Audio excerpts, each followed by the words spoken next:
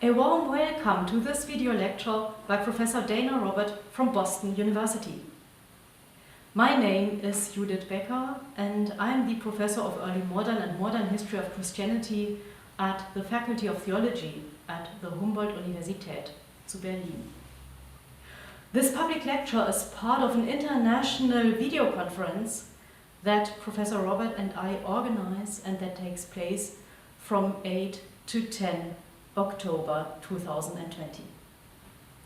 The conference's title is Nationalism and Internationalism in the Young Ecumenical Movement 1895 to 1920s. We concentrate on the very beginning of the ecumenical movement, the 2 decades before and after the World Missionary Conference in Edinburgh 1910, a time that often is seen as the beginning of the ecumenical movement.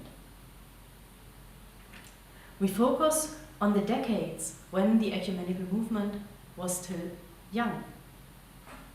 And at the same time, we see young people. It was the associations of young men and women, of youth, of students and young professionals that first began to assemble in international unions and that advocated unity among Christians of all nationalities and persuasions. This was made possible by several factors. By new technologies that enabled people to communicate all around the world in a fraction of the time it had taken only a couple of years earlier. And by new ways of mobility that actually took people to faraway countries and places, and again, in much less time than only shortly before. And it was also made possible by new ideas, new emphases on the old topic of a Christian unity that should span all Christians and maybe even people of other religious persuasions. But this idea of an international unity did not come uncontested. It was at the same time that nationalist convictions became stronger and stronger, that European countries tried to assemble colonies and empires that were built on violence and oppression. Europeans tried to assert their nationalist ideas and their perceived superiority by suppressing others. At the same time, people in the colonies, in India, in Korea, and in many other countries and places developed their own national conceptions that they used in opposing these oppressors. Even the concepts of nationalism were double-edged. In this situation of growing nationalism and, at least in some Christian and other circles, growing internationalism, World War I, the Great War, took place and disrupted not only Europe, but the whole world. As we will see, it took a long time to heal the wounds and for people to join each other again in an idealistic international union. The time we are investigating in this conference and in this public lecture had 2 phases, and many of the protagonists lived with these 2 phases, trying to reconcile them, to find their own way between nationalism and internationalism, some of them negotiating internally, some tending to one side or the other. In the conference, we therefore ask, how did Christian groups negotiate the tensions between their aspirations for global unity and their national identities? We are going to hold a 3-day conference on these questions, hearing about Japanese, Chinese, and Korean Christians between nationalism and internationalism at the turn of the 20th century, about Indian Christians and Christians in the Middle East, about those in different European countries and in North America. As part of this conference, Professor Dana Robert gives this public lecture. Here, she focuses on developments in Europe, when Christians from different countries, nationalities, and denominations searched for international Christian fellowship in the years after World War I. Dana Robert is Truman Collins Professor of World Christianity and History of Mission and Director of the Center for Global Christianity and Mission at Boston University School of Theology. She received her PhD from Yale University in 1984 and has since then taught at Boston University, first as an assistant professor, then as associate professor, and from 1997 as full professor. The official denomination of her chair at the time was Professor of International Missions. However, world Christianity has always been one of her research and teaching interests, even before it was called thus. She's one of the pioneers of world Christianity as a research topic. Besides her professorship in Boston, she has lectured at universities in the United States, in the UK, in Africa, in Korea, and in Europe. She's also a faculty member in African Studies and the Graduate Division of Religious Studies. In 2017, Dana Robert was awarded for her research engagement by becoming a member of the American Academy of Arts and Sciences. In the same year, she received the Lifetime Achievement Award from the American Society of Missiology. And again in 2017, that is beginning in 2016, 2017, she received the Henry Luce III Fellowship in Theology, and in 2017 she was invited as a senior research fellow at the Leibniz Institute of European History in Mainz, Germany. Professor Robert is an editor of the journal Church History and sits on the editorial committee of the award-winning digital humanities project Dictionary of African Christian Biography and the Journal of African Christian Biography. She has published widely on world Christianity, on the history of missions, of women in missions, and on African Christianity. I would like to highlight only a few of her many monographs and edited volumes, not to speak of journal articles and chapters in volumes. Her first book is American Women in Mission, a social history of their thought and practice, and that was published in 1997. And we see here that from the beginning, Professor Robert has had an interest in women in the history of Christianity. Women also feature prominently, and rightly, in her overview over the history of missions, one of the few books that even try to give an overview over this large and difficult aspect of the history of Christianity. And that's entitled Christian Mission, How Christianity Became a World Religion, and was published in 2009, and in the same year selected as one of the 15 outstanding books in mission studies by the International Bulletin of Missionary Research. Related to her work on the online dictionary of African biography is the printed volume, African Christian Biography, Stories, Lives and Challenges, that was published in South Africa in 2018. And most important for our topic, her latest book, Faithful Friendships, Embracing Diversity in Christian Community, with a foreword by Christine Poole, and that was published by Erdmanns in 2019. And now, Dana Robert is going to give a talk on the topic Finding Fellowship, the Search for Transnational Christian Community during the 1920s. Dana, thank you very much for giving this public lecture. Welcome to this virtual space. The floor is yours.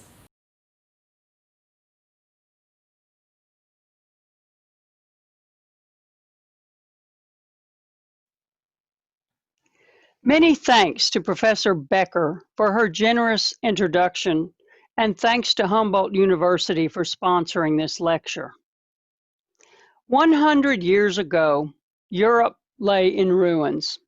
Survivors of World War I navigated destroyed infrastructures, the death and displacement of millions, cultural collapse, and a global flu pandemic. The peace process divided Europe into ethnic states and imposed punitive treaties on the losers. European imperialists had carved up parts of Asia and Africa and were determined to hang on at all costs. Christianity, the religion of most Europeans at that time, seemed completely ineffective in the public square. It was divided into competing national churches with centuries of hostility among Catholics, Protestants, and Orthodox. And yet, some Christian leaders dreamed of a universal fellowship, often expressed in a theological shorthand of the kingdom of God. They envisioned a public moral community to help reconstruct Europe, bring healing and hope, and bridge ethnic hostilities. Ideals of Christian unity converged with the liberal democratic movements for political internationalism, support for the new League of Nations, and treaties to limit armaments and abolish war. So the 1920s saw an explosion of theological reflection on the need for fellowship as a public theology. These competed then with fascism and communism for the public square. At practical and theological levels, activists crafted projects of reconciliation, healing, and unity across ethnic and national boundaries. Now, from the vantage point of a century later, it's instructive for us to look back at this very idealistic time and see how a previous generation tackled the massive social problems of the day. At one level, the Christian visions failed. World War II followed a generation later. On the other hand, Protestant Christianity especially led efforts for social reconstruction that made a difference to thousands of people. As then, today, we are suffering unspeakable global trauma. Yet we also see the idealism of young activists embracing visions of a better world. As today, the 1920s longing for human community shows that secular politics and politicians are not enough to heal wounded people across the lines of surging racial and national differences. Thus, revisiting the public theologies of a century ago is a worthwhile endeavor. It's part of reinforcing the social imaginary necessary for full human flourishing. In his 1913 book, The Problem of Christianity, philosopher Josiah Royce called the Christian vision of universal fellowship the beloved community.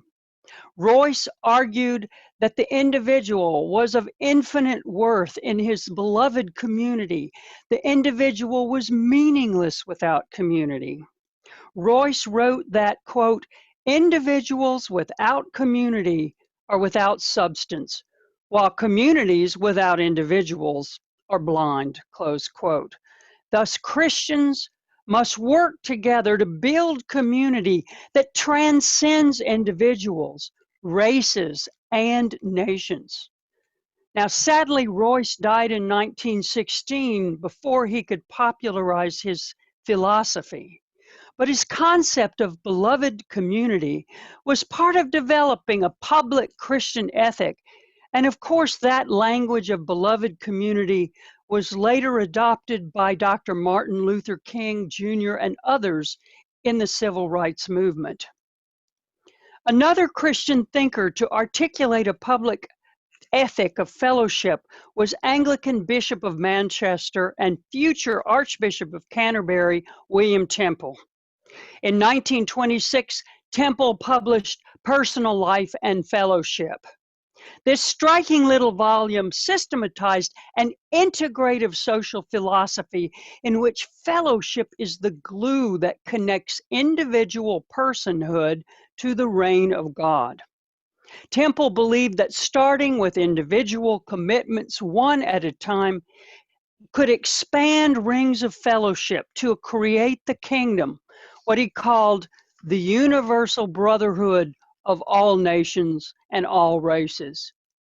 In other words, Christian fellowship offered a moral and spiritual grounding that secular politics did not. Temple argued powerfully that, quote, Christ is calling us today through all the circumstances of the time to make it clear that the purpose of God is world fellowship. The liberal Christian philosophy of 100 years ago, therefore, agreed that the importance of the Christian ethic was bigger than the church itself. It extended to all of human society. Temple, in fact, not only anticipated what became in 1948 the World Council of Churches, but he was one of the authors of the modern European welfare state. So in this lecture, I want to describe some of the projects on the ground that flowed from these Christian theologies of fellowship that emerged after the Great War. This listing is not exhaustive, but it illustrates why studying the early ecumenical movement is worthwhile endeavor for us a century later. First, finding fellowship after the Great War and its commitment to peace through friendship and justice. In August 1914, the outbreak of the war broke up the founding meeting of the World Alliance for International Friendship through the Churches. Church leaders meeting in Constance, Germany, fled to avoid being trapped behind the German lines. And it's fitting, therefore, that after the war, it was the first documented international gathering to include Germans. On October 1st, 1919, 60 church leaders from Great Britain, the USA, Belgium, Italy, and France met in The Hague. In a historic move that opened the healing process, the German delegates took moral responsibility for the invasion of Belgium in 1914. Archbishop Nathan Soderblom of Sweden described it thus. He said, with aching hearts, losses in their families, destitution in their nations, and with understandable distrust evoked by opposition and falsehood, they, the Christians, still join together in saying, Our Father, and forgive us our trespasses. So post-war gatherings of church leaders saw themselves putting a soul into the secular body of nations uniting for peace. They committed themselves to Christian fellowship among nations as a foundation for permanent peace. General Secretary Henry Atkinson wrote that the first reason to join the World Alliance was that friendship is developed only through effort. For churches to show their internationalist rather than nationalist character required the building of what he called a true international order. During 1920, leaders in the alliance organized branches throughout Europe and North America. But the punitive treaty against Germany and the failure of the US Senate to ratify the League of Nations shocked and dismayed the World Alliance. Their magazine, World Friendship, began printing a common declaration in every issue. It stated, "We believe in the power of friendship to establish right relations between the nations and to secure universal peace. And that friendship is based upon justice." Thus, in the early 1920s, leaders of the Alliance traveled about giving speeches, meeting with other national branches, and publishing reports. Now, what were the kind of issues that were addressed by the World Alliance immediately after the Great War? Well, one was the persecution of ethnic groups. This was a top issue for the Alliance. Former missionary Sidney Julick wrote scathing articles about the hypocrisy of anti-Japanese sentiment in California. The Alliance worried about the persecution of Koreans by the Japanese occupational forces. It supported disarmament and peace building. It lobbied the American Senate to support the League of Nations and the human rights of immigrants.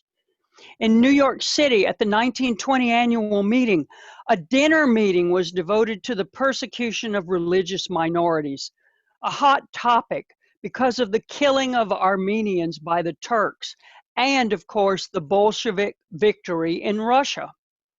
Hungarian diplomat John Pilenyi spoke and said, quote, "Friendship is the one great hope of a sorely tried world," close quote. And the magazine World Friendship printed multiple statements on world fellowship by groups of Christian leaders. It eagerly noted peaceful overtures among Catholics, Orthodox, and Protestants. And one of the most interesting discussions in the 1921 international meeting in Switzerland was whether world Christian groups should collaborate with socialist bankers, trade unionists, social workers, press agencies, cooperative societies. In other words, the church's vision was becoming bigger than the nation and bigger than the church itself. When alliance leaders traveled through Europe, they saw firsthand the human desperation.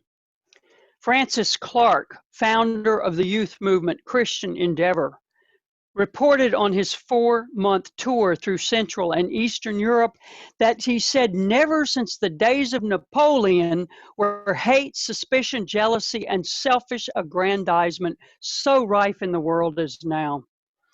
He spoke about the intolerable passport difficulties. Every country had different police regulations at the border. Hatred existed at all borders. He said every man is a possible enemy of every other, and everyone who crosses a national border is suspected of harboring evil designs. The dragon's teeth sown by the World War have sprung up and are bearing a terrible harvest, he said. So Clark also criticized the emerging Treaty of Versailles as unjust, but he also reported on signs of hope from the bottom up, such as the work of American and British Quakers to repair homes in Poland, France, and Austria. They supplied peasants with seeds and livestock and bees. Orthodox and Protestants united together in the Balkans for peacemaking efforts. So the work of the Alliance in the 1920s said that work for peace, in that the personal and the political nature of global Christian community were united. Peacemaking involved spiritual repentance. It required building personal relationships across boundaries. It turned guns into plows by helping a traumatized population get housing and means of livelihood. Immediately after the war, it showed that building relationships across political boundaries was both necessary and possible.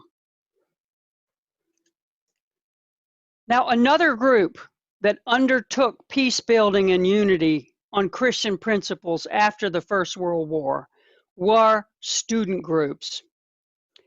Given that the armies of Europe were full of students, the end of the war saw hundreds of thousands of students in terrible crisis with no homes to return to, completely traumatized by their experiences. Thus, helping and healing students, the leaders of the future, became the major task of the World's Student Christian Federation. The WSCF had been founded in Sweden in 1895. It linked national student Christian movements, mostly in Europe, Asia, and North America. Many student leaders died in combat during the war. But glimmers of hope continued as students continued to report in their journal, The Student World, moving stories of compassion across enemy lines.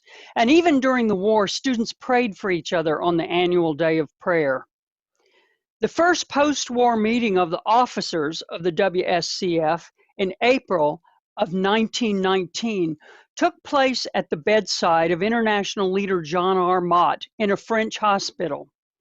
Mott lay recovering from the Spanish flu, a pandemic that killed 50 million people, millions more than did the Great War. Now, German leaders were not able to attend that first post-war meeting, but Vice Chairman Chending Wang attended, as he was attending the Paris Peace Conference on behalf of China. So you had a small international gathering of people from Scandinavia, the US, the UK, and China, determined to relaunch student outreach after the war. They sent student organizers throughout Europe to rebuild the executives in all the different countries. This often required recruiting entirely new groups of leaders because of the deaths of so many students in the trenches. Almost the entire leadership of the French student movement was killed in World War I. Prominent theologians plunged themselves into student work in place of their sons and nephews. Theologian Raoul Allier, for example, who was dean of the Paris Theological Faculty, pushed through policies to welcome international students, and he deliberately tried to reach out to Asian and Eastern European students. When national branches reconstituted themselves, they invited students from other nations. So the challenges, though, to the Christian youth movement seemed almost insurmountable. New wars broke out between new nations with new ethnic boundaries. So organizing national movements in new countries, including Ireland, Finland, Estonia, Poland, and Austria, was another kind of hell. Leaders needed to come from what Ruth Rouse called the hordes of ragged, starving, homeless students. The Federation had to rebuild its work amidst plagues, pestilence, and famine, while battle, murder, and sudden death had not ceased, she said. Militant nationalism, fascism, communism, anti-Semitism, and even new languages and cultural cues complicated the work of the post-war student movement. So rebuilding hope among cynical and psychologically damaged, demobilized soldiers was a massive challenge. Amid palpable human suffering caused by national divisions, cross-cultural friendship became a political act. Christian outreach toward foreign students had begun prior to the war when Eastern Europeans began studying in Western Europe. Urban universities in the early 1900s provided no amenities and little social space for students who lived in miserable cold water flats and isolated walk-ups. WSCF worker Elizabeth Clark, working in alliance with Christian women in Geneva, opened in 1909 the first Foyer des étudiants. She rented a small room near the university where poverty-stricken women students could drop in for a warm fire and fellowship between classes. The philosophy of the Foyer movement was aptly summed up by Clark in her statement that one should always appreciate the importance of a cup of tea in the evangelization of the world. And so in addition to providing literally life-saving hospitality, Foyer workers held religious meetings for students. They took them on recreational outings. They assisted in the search for decent housing. Though the movement began with women, soon the student Christian movement was founding foyers throughout Europe for both genders. In Paris, YWCA secretaries converted an old convent into a full-service youth hostel for English-speaking students, and it eventually became the student hostel you see pictured in this slide. Unlike church buildings, foyers were liminal spaces in which students could engage in concrete acts of friendship toward others without the heavy religious baggage of being in the church itself. During the war, the problem of needy students, of course, just exploded. Clark, for example, found herself organizing self-support and feeding programs for 1,500 starving Russian women students, many of them suicidal, stranded in Switzerland. In London, organizers searched out and found desperate students from 22 different nationalities, and in 1915 opened foyers for stranded Belgian, Russian, and Polish students. A Swiss and an Irish student leader founded a student movement house in London, a social service center for friendship with and among international students. Now, so these housing and hospitality places of fellowship were characterized by cross-cultural co-living arrangements, and they acted as headquarters for student Christian movement projects. Upon visiting Eastern Europe in 1920, WSCF leader Ruth Rouse realized that the students of Austria, Hungary, Czechoslovakia, and Poland were literally starving. Her appeal for money to feed, clothe, and encourage self-help among them launched what was called European Student Relief. Conrad Hoffmann, who had led relief work among POWs in Germany during the war, directed European Student Relief and raised funds for it. Famine, revolution, earthquakes, and other disasters kept it going until 1925. Now, what's fascinating about European Student Relief is it was supported by contributions from students in North America, Australia, and other countries that had escaped the worst of the war. Based on the Foyer model of friendship and hospitality, it served 25 million meals to students over a 4-year period immediately following World War I. In Russia, there was widespread famine. The program gave a daily meal to 31,000 students. Demobilized Polish soldiers were literally stripped of their army uniforms and left shivering in rags until clothed by European Student Relief. In one instance, 5,000 American suits were sent to needy Russian men, each with a postcard from a donor to encourage a personal relationship. The efforts of European Student Relief helped launch student cooperatives for German economic student self-help. More than a program to provide physical assistance, European Student Relief brokered meetings among students to renew their relationships. And in a daring move in 1922, European Student Relief gathered in Turnov, Bohemia, 83 students of radically different political and religious persuasions for a week's conference. As the students held intense discussions, they stayed together in the war-scarred towns with few amenities. They came to appreciate each other's realities. Simultaneously, the World Student Christian Federation was building its post-war conference in Peking, China, with Asian delegates. And the two groups exchanged telegrams, revealing their common determination to continue European Student Relief and to save the Russian students, then starving and trapped by the Bolshevik takeover. For the next few years, students served as volunteers at their own expense in other countries. They tried to bring spiritual friendship and physical relief to their former enemies in arms. As Ruth Rouse recalled, quote, "This proved a prime factor in breaking down religious, social, and racial difficulties. Poland, for example, had at one time a Danish field rep with British, Canadian, American, and Australian helpers, a French woman doctor from Paris, and a Swedish woman who spoke 6 or 7 languages.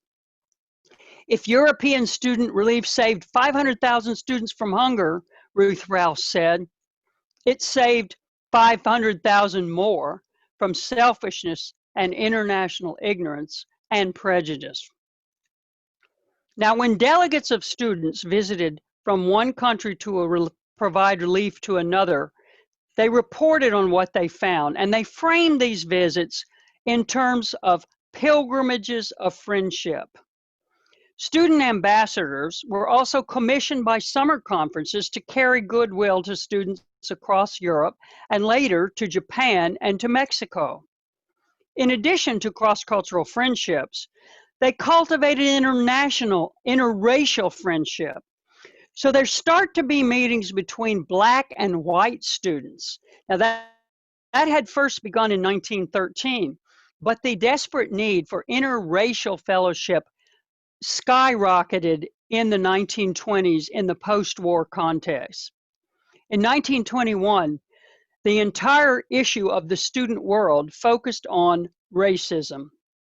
By 1924, this anti-racist movement spread to the segregated American South, and black and white students from the YMCA and YWCA sent fraternal delegates to each other's conference and formed interracial discussion groups.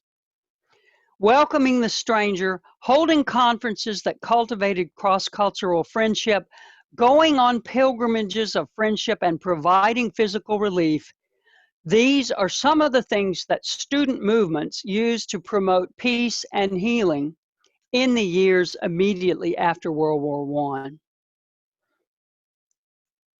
The next category of activism I want to describe, I'm calling experiments in international Christian community. All over the world, Christian students attempted to found intentional communities to model what the political system would not allow. Colonialism and racism were probably the biggest obstacles to fellowship in the first half of the 20th century. So these intentional small Christian communities emerged around the world as a kind of counter-witness. Now, nowhere was European colonialism as entrenched, of course, as in British rule over India. And after the war ended in 1918, Indian soldiers returned home to even harsher British control, and the massacre of several hundred people by British troops on April 13, 1919. Mahatma Gandhi and the Indian National Congress led boycotts, strikes, and other mass protests to persuade the British to leave India. It took decades of struggle and another world war before India and Pakistan became independent in 1948. The racism of the colonial mindset and underlined by the caste system meant that even educated Indians were treated like second-class citizens in their own country. And yet friendships still occurred. One of the most remarkable was between two medical missionaries, the Indian Savarirayan Jesudason and the Scot Ernest Forrester Peyton. Their friendship lasted until their deaths in 1970. They saw cross-racial fellowship as a deliberate Christian witness against colonialism and racism, and a statement of hope in building the kingdom of God. In 1921, they founded the Christa Kula Family of Christ Ashram in Tamil Nadu. Now, Jesudason was from a Tamil-speaking Christian family. In his memoirs, he describes himself as a black man who suffered discrimination even though he was a medical doctor. So he searched for like-minded people with whom to share his Christian principles of equality. While working as a doctor with the London Medical Mission, he met the medical student Ernest Forrester Peyton. And Forrester Peyton was deliberately trying to meet international students to prepare himself to become a missionary. They met at the hostel of the Student Christian Movement in London. They discovered that they felt a growing longing for friendship with people of other races. And by March of 1915, they decided to work together in India. Now, the war almost destroyed their dreams. Both men were pacifists. Forrester Peyton barely escaped being imprisoned as a conscientious objector, and they faced racial hierarchies and all kind of bias. But they refused to give in to what they were faced with, and they agreed that Jesudason would be the senior over Forrester Peyton. Besides running the hospital, they founded satellite clinics that they reached by bicycle. Then in 1921, they founded their ashram as an intentional Christian community. In it, they tried to abolish caste and class distinctions by relying on an all-volunteer force of workers. College and seminary students tried out the ashram during school vacation, and participated in internships for ministry preparation. In a speech he made in 1925, Forster Payton described the three pillars of the ashram. He said, "We came to conceive of being a family of the followers of Christ living together, first by a life of daily prayer and dependence upon God. Secondly, love one to another. And thirdly, a life of selfless service." The first pillar was reflected in the daily rhythm of the ashram, with morning breakfast, prayer, and Bible study, followed by community worship. Evening worship, including the singing of Indian hymns, closed the day. Love for one another was characterized by forgiveness for each other. And Jesudason remarked that the hardest but most important aspect of intentional Christian living was forgiving other people. The ashram residents wore the homespun of the Indian nationalist movement. And in their third pillar of service, they conducted outreach, first as medical doctors through their hospital. They taught in village schools. They helped better living standards through increased hygiene. And they saw what they did as a model for the unity of conflicting races in Christ, as well as to abolish war and the caste system. They supported Indian independence, naturally enough, and Forster Payton was beaten and arrested by police for taking part in one of Gandhi's peaceful protests. Now, the power of their intentional community came circle when in 1938, Jesudason attended the two-week meeting of the International Missionary Council meeting in Madras, India. And that council called an extra session to hear him talk about the meaning of the ashram. The next day in plenary session, the United Missionaries voted that all foreign missionaries to India must first live in an ashram in order to break themselves of their racism. After the conference, a stream of sympathetic delegates went to visit the ashram. Part of the ripple effect of this intentional Christian movement, the ashram movement, was that as missionaries were expelled from India for supporting the independence movement, some of them moved back to the United States and founded an ashram in Harlem that introduced nonviolent resistance to the United States.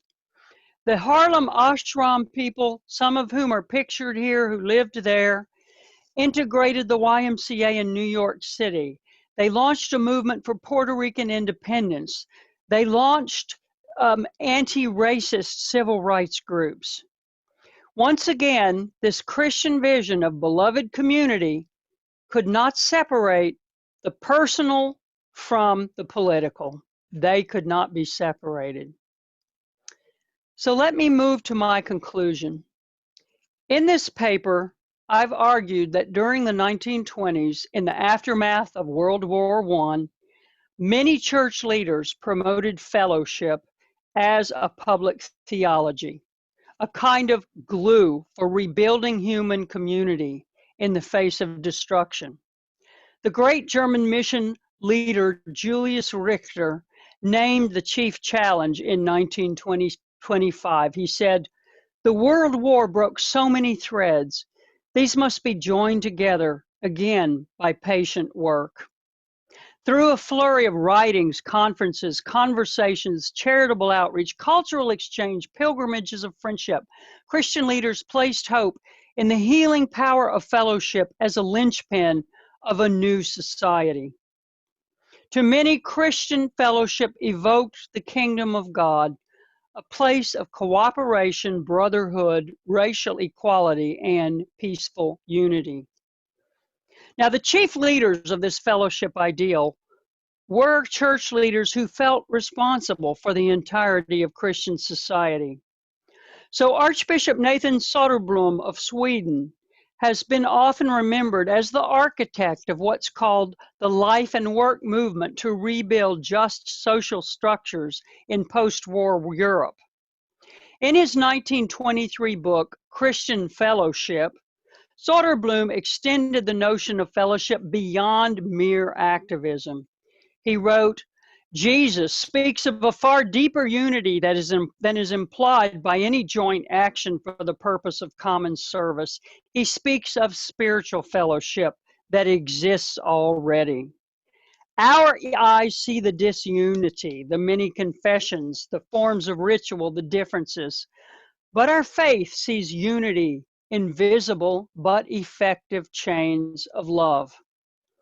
From a spiritual perspective, unity existed because it was already grounded in Jesus Christ. Now, while later generations would criticize this spiritual definition of unity, Soderblom and his peers found it the only way forward in the divisions of the 1920s, and he challenged his peers to live as if fellowship were possible, as if justice were possible, as if racism and prejudice could be obliterated. To live in community requires living as if it exists. In sharing common humanity with specific others, Christians could embody the world they wish to see. When the students of Eastern Europe and the US joined with the students of China and Japan to send relief to suffering Russian students in the midst of revolution, they were living as if human community existed. When Indians and Europeans founded international communities to witness against colonialism and racism, they were trying to live as if the personal and political were inseparable. When American and British Quakers built and provided farm implements to French, Austrian, and Polish peasants, they lived as if the world's people could be united in affirmation of global community. The church was not a disembodied accumulation of social causes with isolated people. As philosopher Josiah Royce theorized, it must be a beloved community that welcomes and befriends all people and honors their individuality. So what was the larger significance of the 1920s focus on fellowship? A contemporary understanding of its importance can be found in the awarding of the 1930 Nobel Peace Prize to Archbishop Soderblom. He was given this prize for his contributions to world peace through the promotion of church unity. And in his acceptance speech, Soderblom spoke of Nobel's personal hopes for what became the League of Nations. To the Archbishop, the movement for Christian fellowship represented nothing less than the spiritual core, the conscience of political structures for world peace. Also important was Soderblom's dream of what he called the United States of Europe, a vision he had publicly promoted since at least 1912. He described his motivation for working toward European unity during World War. He said, many of us in different countries and different creeds, both in the old world and new, asked ourselves this question and realized that more could be done for peace by Christians united, at least in the most essential principle, to live according to the commandment of love. Reckless nationalism had to be replaced by Christian brotherhood, close quote. Soderblom's acceptance speech implied that the larger purpose of Christian fellowship was to reform so-called Christendom. The historically Christian peoples of Europe, plus other churches around the world, should unite under the banner of peace and justice, not under war and division. The medieval conception of Christendom as a union of church and state was being reframed in the 1920s as a spiritual entity that transcended the violent competition of nationalist ambitions. Thy kingdom come, taken from the Lord's Prayer, was the Christendom concept stripped of its warlike history and refurbished as a vision of broader Christian fellowship that Soderblom increasingly called ecumenism. Soderblom mentioned in his Nobel Peace Acceptance speech the importance of a recently founded ecumenical council composed of 100 representatives of Orthodox and Protestant churches in North America, Asia, and Europe. So from the unity of the church would come the unity of the world. This was the vision of the early ecumenical movement. Now, from the vantage point of 2020, we can see the limitations in this vision. For one thing, colonialism and racism cannot be solved except by systemic change. The Second World War showed the limitations of structural injustice and unrestrained nationalism. At the same time, I would argue from a historical perspective that without the vision of transnational Christian fellowship, such as outlined in this paper, there would be no European Union or Universal Declaration of Human Rights. This was a major movement toward establishing a transnational civil society and the flourishing of non-governmental agencies. The same people who promoted these ideas in the 1920s populated the movements that I've described in this lecture. So the historical message for today, I think, is that spiritual and moral imagination, the human longing for fellowship, is behind visions of social change, even now, even now. What we are calling in this conference the Young Ecumenical Movement, thus was an important preliminary stage in visualizing the possibilities of global human community. A common discourse of fellowship linked diverse peoples who suffered similar forces of disintegration through global realities of war, industrialization, and colonial exploitation. Imagined fellowship took different forms, only a few of which I've mentioned in this paper. Visions of fellowship created a mindset in which different people from different nations could imagine a shared future, a future of peace together.